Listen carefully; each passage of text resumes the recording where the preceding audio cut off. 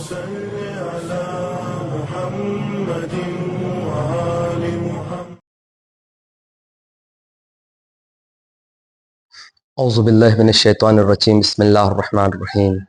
الحمد للہ رب العالمین والصلاة والسلام. اما بعد فقد قال اللہ سبحانہ الکریم وقولہ الحق واصدق الصادقین. بسم اللہ الرحمن الرحیم. وما خلقت الجن والانس الا لیعبدون.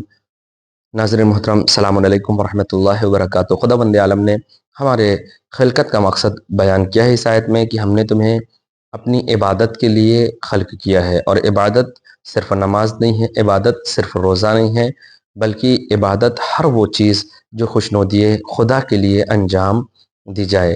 ہماری یہ ویڈیو منحصر ہے کہ ہم قربانی کے احکام کو بیان کریں کہ قربانی کے احکام کیا ہیں. آقا سستانی حفظہ اللہ کے نزدیک قربانی کے احکام کیا ہیں. سوال کیا گیا کہ مستحب قربانی کے بارے میں کیا احکام ہو اور کیا چیز مستحب ہے، تو آقا نے جواب دیا کہ جو افراد قربانی کرنے کی قدرت رکھتے ہوئے ان کے لیے اس مستحب کو انجام دینے کی تاکید ہے. یعنی قربانی کرنا مستحب ہے جو انسان مینا میں نہیں ہے. یعنی ہم اور آپ جو اپنے اپنے وطن میں قربانی کرتے ہیں، اس کا کرنا تاکید کی گئی ہے، یعنی مستحب ہے. دوسرا یہ کہ اگر کسی کے پاس قربانی کے پیسے ہوں لیکن جانور مہیا نہ کر سکتا ہو، بعض دفعہ ہوتا ہے کہ انسان کو جانور نہیں مل رہا ہے تو اب کیا کرے؟ قربانی ہی کرے یا کچھ اور بھی کر سکتا ہے. مہیا نہ کر سکتا ہو تو اس کی قیمت صدقے میں دینا مستحب ہے، کہ انسان اس کی قیمت کو، جو بھی جانور کا کرنا کوشش کر رہا تھا اور نہیں ملا وہ جانور، تو لہٰذا اس کی قیمت جو بھی مناسب ہو وہ اس کو صدقہ پر دینا کیا ہے؟ آقا سستانی حفظہ اللہ کے نزدیک مستحب ہے. انسان اپنے اور اپنے اہل و عیال کی طرف سے ایک جانور قربان کر سکتا ہے. یعنی ایک جانور میں کوئی ہمارے یہاں گنتی نہیں ہے کہ کتنے لوگ ہوں، اپنے اور اپنے اہل و عیال کی طرف سے کر سکتا ہے. چوتھا یہ کہ 2 یا اس سے زیادہ افراد کا شریک ہو کر قربانی کرنا صحیح ہے، بالخصوص اگر جانور کم ہو اور اس کی قیمت زیادہ ہو تو بھی انسان کے لیے یہ ہے کہ ہمارے یہاں یہ نہیں ہے کہ ایک جانور پہ چھوٹا ہے بڑا ہے تو اتنے ہوں، نہیں، کتنے بھی لوگ ہمارے یہاں اس قربانی میں شریک ہو سکتے ہیں. پانچواں، قربانی کا بہترین وقت عید قربان کے دن سورج نکلنے اور نماز عید کی مقدار وقت گزرنے کے بعد، مثلا جیسے ہی سورج نکلا اور سورج نکلنے کے بعد اتنے وقفے کے بعد آپ قربانی کریں جتنی دیر میں عید کی نماز ختم ہو جاتی ہے. مثلا 15 منٹ بعد کرنا بہترین ہے. یہ قربانی بہتر وقت ہے کہ انسان سورج نکلنے کے 15 سے 20 منٹ بعد اگر قربانی کرتا ہے تو وہ بہترین، آقا سستانی حفظہ اللہ کے نزدیک بہترین وقت ہے. چھٹا، وہ افراد جو مینا میں ہیں ان کے لیے 4 دن تک قربانی کرنا مستحب ہے، اور جو افراد اپنے وطن میں ہیں اور جو مینا میں نہیں ہیں ان کے لیے مستحب ہے کہ وہ 3 دن قربانی کرے. اور زیادہ تاکید کی گئی ہے کہ عید قربان کے دن قربانی کریں، وہ زیادہ مستحب اور زیادہ بہتر ہے. 7واں، قربانی کا جانور اونٹ، گائے یا بھیڑ بکرا ہونا چاہیے، اور احتیاط واجب کی بنا پر 5 سال سے کم کا اونٹ، 2 سال سے کم کی گائے اور بکرا اور 7 مہینے سے کم کی بھیڑ کافی نہیں. ہمارے یہاں دانت اور یہ ساری چیزیں دیکھی جاتی ہے، لہذا شریعت اس کے لیے نہیں کہتی. شریعت کہتی ہے کہ 5 سال سے کم کا اونٹ نہ ہو، اور کم سے کم 2 سال سے کم کی گائے یا بکرا نہ ہو، اور 7 مہینے سے کم کا بھیڑ نہیں ہونا چاہیے. مستحب قربانی میں وہ شرائط و صفات واجب نہیں ہیں جو واجب قربانی میں شرط ہیں. بس کانا، لنگڑا، کان کٹا یا سینگ ٹوٹی، خصی یا لاگر جانور کی قربانی دینا جائز ہے. آقا سستانی حفظہ اللہ کے نزدیک ہمارے مسئلے نہیں ہیں. یہ کوئی کہہ دے کہ ارے یہ کون سے مولوی صاحب ہیں، یہ کہاں سے فتویٰ لے کے، یہ آقا سستانی حفظہ اللہ کہتے ہیں جو لوگ مستحب قربانی کرتے ہیں ان میں یہ شرائط نہیں دیکھی جائے گی. اگر خصی بھی ہے تو بھی چلے گا، سینگ ٹوٹی ہے تو بھی چلے گا، کانا ہے تو بھی چلے گا، اور کن کٹا ہے تو بھی چلے گا، اگرچہ احوط اور احتیاط سے قریب تر یہ ہے، افضل یہ ہے کہ اس کے اجزاء سلامت ہو، وہ زیادہ بہتر ہے. موٹا ہو، تازہ ہو، اور اچھی بات ہے، سلامت ہو، اس کے اجزاء سلامت ہو، موٹا تازہ، یہ ساری چیزیں احوط ہے، اور افضل یہی ہے کہ انسان صحیح اور سالم مرد بکرا لائے. ہاں، اپنے پالتو جانور کی قربانی کرنا مکروہ ہے، کہ جو انسان اپنے گھر میں جانور پال رہا ہے اس کی قربانی کرنا کیا ہے؟ آقا سستانی حفظہ اللہ کے نزدیک مکروہ ہے. بیمار، کمزور اور عیبدار جانور کی قربانی میں کوئی حرج نہیں ہے، مگر یہ کہ افضل یہ ہے کہ انسان صحیح اور سالم اور سلامت اجزاء والا بکرا لائے. قربانی کے گوشت کا ایک حصہ خود کے لیے رکھے اور ایک حصہ مسلمان کو دے، اور احتیاط مستحب ہے کہ تیسرا حصہ غریب مسلمان کو صدقہ دے. ہاں یہ چیز ہمارے یہاں بہت کم ہوتی ہے. ہمارے یہاں کیا ہے کہ فریزر میں رکھ دیا جاتا ہے. فریزر میں نہیں رکھنا ہے، اس کو اس کے مستحق تک پہنچانا ہے. قربانی کی کھال صدقہ کے طور پر دینا مستحب ہے. قصاب کو اجرت کے طور پر دینا مکروہ ہے کہ قصاب کو اجرت کے طور پر کھال دے دیا جائے، یہ مکروہ ہے. قربانی کی جانور اجرت کے طور پر قصاب کو نہیں دی جائے گی. صدقے کے طور پر آپ دے سکتے ہیں، مستحب ہے کسی کو بھی.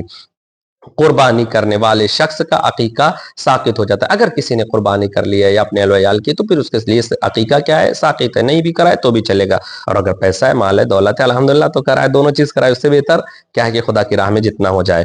میت کے لیے رجا کی نیت سے، یعنی امید ثواب، طلب ثواب کی نیت سے میت کی طرف سے قربانی کرنا مستحب ہے. آغا سستانی رحمۃ اللہ کے نزدیک ایک جانور، دو یا چند لوگوں کے لیے قربانی کر سکتے ہیں. میں نے بیان کیا کہ شروع میں ہی کہ ایک جانور میں کئی لوگ، ہمارے ہاں کوئی لمٹ نہیں ہے یا کوئی گنتی نہیں ہے کہ 5 6 7 8، ایسا کچھ بھی نہیں ہے. ایک یا چند لوگ اس میں شریک ہو سکتے ہیں. اور کچھ شرائط یہ ہیں قربانی کی کہ ہمارے یہاں ان چیزوں کا لحاظ کیا جائے کہ جب ذبح کر رہے ہیں تو ذبح کے شرائط یہ ہیں کہ جو شخص حیوان کو ذبح کر رہا ہے، چاہے مرد ہو، چاہے عورت ہو، چاہے سمجھدار بچہ ہو، ایسا سمجھدار بچہ جو برے اور بھلے کی پہچان رکھتا ہو، تو وہ بھی قربانی کر سکتا ہے. اور کرتے وقت وہ بسم اللہ کہے گا. جو قربانی کر رہا ہے، جو چھری پھیر رہا ہے، اس کو بسم اللہ کہنا چاہیے.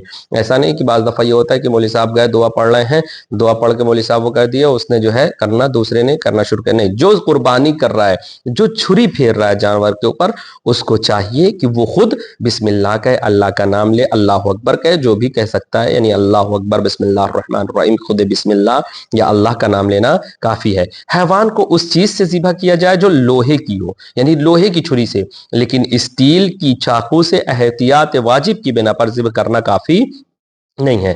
لہذا آغا سستانی رحمۃ اللہ کہتے ہیں لوہے کی ہو یا ایسی چیز جو اگر لوہا دستیاب نہ ہو تو ایسی چیز جو تیز ہو، مثلا پتھر، شیشے، اس سے ذبح کیا جائے کہ اس سے چاروں رگیں کیا ہیں؟ کٹ جائیں. تیسرا، ذبح کرتے وقت حیوان روبہ قبلہ، اس کا خاص خیال رکھنا چاہیے ہمیں. یہ ہمارے یہاں بہت کم خیال رکھا جاتا ہے، جبکہ گردن اوپر کر دی جاتی ہے. ایسا ایک دم ہرگز نہیں. جب آپ جانور ذبح کروا رہے ہوں تو آپ وہاں پہ موجود ہوں تو کہیں روبہ قبلہ، جیسے آپ نماز کے لیے کھڑے ہوتے ہیں. یہاں پہ آقا نے کہا حیوان کا قبلہ رخ ہونا، خواہ وہ بیٹھا ہو یا کھڑا ہو، دونوں حالتوں میں ایسا ہو جیسے انسان نماز میں قبلہ رخ ہوتا ہے. نماز میں کیا ہے؟ اسٹیٹ ایک دم قبلے کی طرف ہمارا چہرہ ہوتا ہے، ہمارا سر کی طرف، ہمارا سر آسمان کی جانب نہیں ہوتا. اگر آسمان کی جانب ہو جاتا ہے ہماری نماز کیا ہو جاتی ہے؟ باطل ہو جاتی ہے. لہذا انسان، یہ ہمارے یہاں بہت کم خیال کیا جاتا ہے. لہذا ہم لوگ اس چیز کا خیال رکھیں کہ جب جانور ذبح کیا جائے تو اس سے کہیں قصاب سے یا خود کر رہے ہیں تو روبہ قبلہ ہونا چاہیے. اور جو شخص جانتا ہو کہ ذبح کرتے وقت ضروری ہے کہ حیوان قبلہ رخ ہو، اگر وہ جان بوجھ کر اس کا منہ قبلے کی طرف نہ کرے تو حیوان حرام ہو جاتا ہے. بھول گیا یا نہیں معلوم تھا یا کوئی وجہ، وہ ٹھیک چل جائے گا. لیکن اگر جان بوجھ کر وہ سر، کیونکہ قصاب عموماً وہ اپنے آسانی کے لیے چہرے کو اوپر کی جانب کر دیتے ہیں، لہذا اس چیز کا آپ کیا کریں گے؟ خیال رکھیں گے. باقی زیادہ ملاحظہ کیجیے گا آپ آغا سستانی رحمۃ اللہ کے مسئلے کی طرف، ذبح کے شرائط. چوتھا، کہ کوئی شخص کسی حیوان کو ذبح کرتے وقت یا ذبح سے کچھ لمحہ پہلے جو ذبح سے متصل ہو، ذبح کرنے کی نیت سے خدا کا نام لے. جو میں نے کہا کہ جو ذبح کر رہا ہے، جو چھری چلا رہا ہے، اس کو بسم اللہ کہنا ہے، اس کو اللہ کا نام لینا ہے. ایسا نہیں ہے کہ جو دعا پڑھ رہا ہے یا دوسرا کہہ دے اور ایک آدمی چھری چلا دے، ایسا ہرگز نہیں ہے. ذبح ہونے، پانچواں، ذبح ہونے کے بعد حیوان حرکت کرے، اگرچہ مثال کے طور پر صرف اپنی آنکھ یا دم کو حرکت دے یا اپنا پاؤں زمین پر مارے. اور یہ حکم اس صورت میں لازم ہے جب ذبح کرتے وقت حیوان کا زندہ ہونا مشکوک ہو، اور اگر مشکوک نہ ہو تو یہ شرط ضروری نہیں ہے، یعنی شک ہے کہ ذبح ہوا یا نہیں تو لہذا اس وقت. لہذا میرے عزیزوں، میرے دوستوں، یہ ساری چیزیں کم سے کم ہم کوشش کریں، جو ہم ذبح کر رہے ہیں، قربانی کر رہے ہیں، تو کم سے کم یہ مسائل سنیں بھی اور پڑھیں بھی، توضیح اٹھا کر دیکھیں بھی. چھٹا، حیوان کے بدن سے اتنا خون نکلے جتنا معمول کے مطابق نکلتا ہے. جتنا انسان عموماً خون دیکھتا ہے کہ ذبح کرتے وقت نکلتا ہے، بس اگر خون اس کی رگوں میں رک جائے اور اس سے خون نہ نکلے یا خون نکلا ہو لیکن اس حیوان کی نوع کی نسبت کم ہو تو وہ حیوان حلال نہیں ہوگا. مثلا موٹا تازہ تھا اور خون تھوڑا سا نکلا، لہذا آغا سستانی رحمۃ اللہ کہتے ہیں کہ وہ پھر حیوان حلال نہیں ہوگا. لیکن اگر خون کم نکلنے کی وجہ یہ ہو کہ اس حیوان کا ذبح کرنے سے پہلے خون بہہ چکا ہو تو کوئی اشکال نہیں ہے. مثلا کسی وجہ سے حیوان موٹا تازہ تھا، کسی وجہ سے اس کے پیر ٹوٹ گیا یا کچھ ہو گیا، چھری لگ گئی کہیں اور تو خون نکل گیا، ذبح کرتے وقت کب نکلا تو کوئی حرج نہیں، لیکن ایسا حیوان، ایسا جانور کہ جو موٹا تازہ ہے اور اس کا خون تھوڑا سا نکل رہا ہے، معمول کے مطابق نہیں نکل رہا ہے، تو پھر آقا کے نزدیک وہ حیوان کیا ہے؟ حلال نہیں ہوگا۔